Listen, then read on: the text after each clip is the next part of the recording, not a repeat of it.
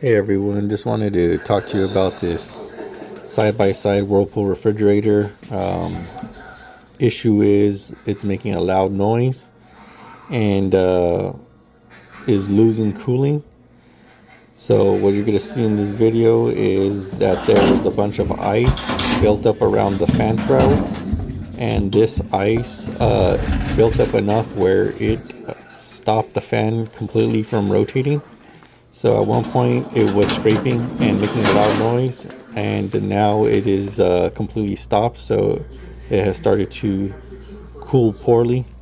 And if you see this here, pretty much you're gonna need to install an extension to the fill tube for the ice maker.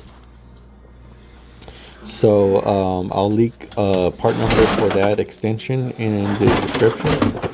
But essentially you'll have to put that around the fill tube and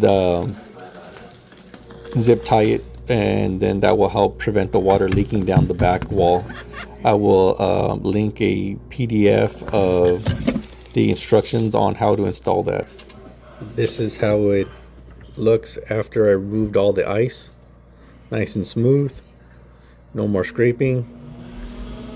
Fan kicks on nice and smooth. No more issues there.